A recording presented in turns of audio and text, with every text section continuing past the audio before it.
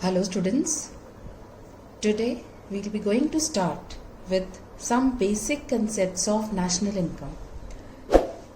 Before starting the chapter of national income, it is very important to know about these basic concepts so that we can easily calculate the national income by various methods.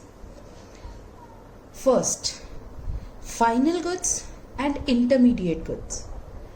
Final goods are those goods which are purchased either for consumption or for capital formation. For consumption means whatever goods we are consuming for our satisfaction, they are called as final goods. Like bread purchased by a household, it will be considered as a final good because once we are consuming bread, it will be satisfying our wants. Final goods are also those goods which are purchased for capital formation, that is for investment. For example, computer purchased by an office, it will be a final good because the office is making an investment in computers. Say in the same way, the machinery purchased by an industry is also considered as a final good. While calculating national income, final goods are included in estimation of national income. These are included because the final value of goods should be there in the national income. The other type of goods are intermediate goods. Intermediate goods are those goods which are purchased for further reselling. For example, a car dealer is purchasing car and he is further reselling to us. Further reselling means he is purchasing the commodity as it is and he is further selling it to the consumers. Or intermediate goods also purchased for further processing, means they are being processed in the production process. For example, wheat purchased by a baker. He'll purchase the wheat, oil, salt, sugar, other necessary material which is required for making bread. Then only he will be compiling all the raw materials and making the bread. As far as national income is concerned, these goods, intermediate goods, are not included in the estimation of national income because if we'll include them, they will lead to the problem of double counting. Problem of double counting means counting an item more than once in estimation of national income. So to avoid this problem, we used to take the value of only final goods in the estimation of national income.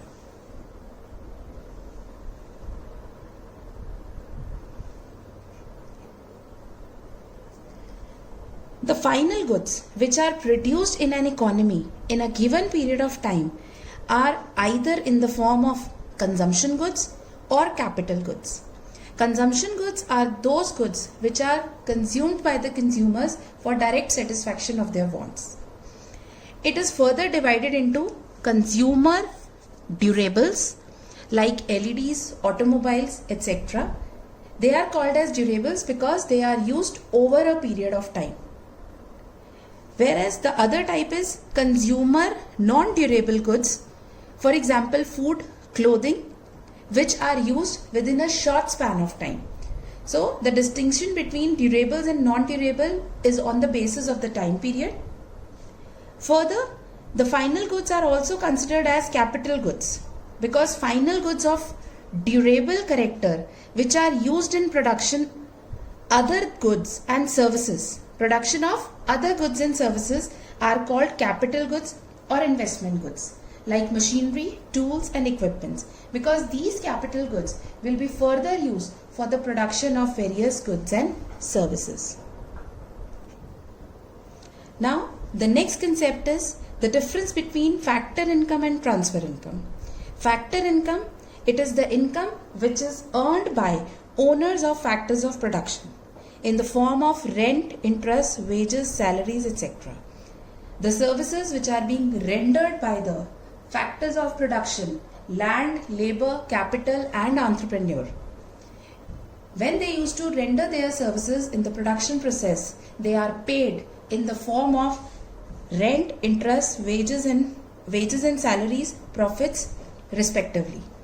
So factor income is basically the income which is earned by the various factors of production in the production process. Whereas the transfer income is any payment for which no service is being rendered. It is basically given by one person, one organization to the other without in return of anything, like gifts, donations, charity, etc. If we talk about factor income is included in the national income because it is earned by the factors of production by rendering their productive services. And as far as national income is concerned, we have to take into account all the productive activities which are taking place in our economy. So, whatever income is earned by the factors of production is included in the national income, whereas transfer income is not included in national income because it is given by one person to the other without any productive activities. So no productive activities are taking place. That's why transfer income is not included in the national income. Yes, the next topic is stock and flow. The economic variable which are measured at a point of time, that is very important. Any economic variable which is measured at a point of time is called a stock concept. For example, capital, wealth, money supply, buildings, etc. They are all considered as stock concept in estimation of national income. And flow variables, the variables which are measured over a period of time. It is important that we should remember the difference between stock and flow. Stock is measured at a point of time and flow is measured over a period of time. For example, national income, because national income is measured during an accounting year. For example, we used to say like this, the national income of 2019 is this. So we are measuring it over a period of time. Like that we have production, investment, savings. We used to generally say that how much savings we are doing during a particular year. So we are measuring it over a period of time. So in economics, we have to keep it in mind that there is a difference between stock variable and flow variable, because when we are calculating national income, it is being measured over a period of time. In a very simple example, I can tell you, water in a tank at a particular point of time. For example, say at 5 p.m. the water in the tank is this much. So that will be a stock concept because it is measured at a point of time. During the day, how much water was being poured in the tank and how much water was being used, it will be a flow concept because we are measuring it over a period of time, that is during a particular day. So stock variable and flow variables are very important for the estimation of national income. Coming to the next point, gross investment and depreciation. Investment, it is also known as capital formation.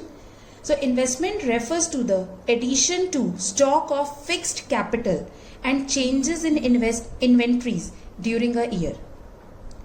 It is basically from investment only. That part of final output which includes capital goods constitutes gross investment of an economy. For example, during a particular year, I purchased a machinery for rupees 20 lakh. So that will be my gross investment. But during the year, there will be wear and tear on that machinery also. So the amount of the value of machinery will be going to be reduced by end of the year. So the amount which is being reduced from the machinery is known as depreciation. Depreciation is an annual allowance for normal wear and tear and foreseen obsolescence of fixed capital assets.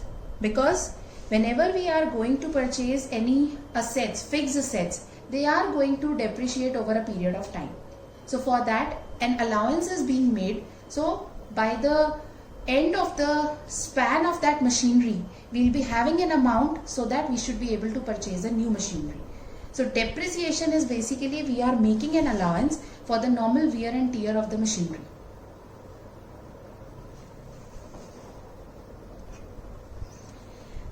Net investment is a new addition to stock of capital. We purchase the machinery for 20 lakh rupees. For example, during that year, the depreciation on that machinery is 1 lakh rupees. So by end of the year, the value of machinery which is being left is net investment. That is 20 lakh rupees minus 1 lakh rupees. That is 19 lakh rupees, which is the worth of the machinery by end of the year, is called as net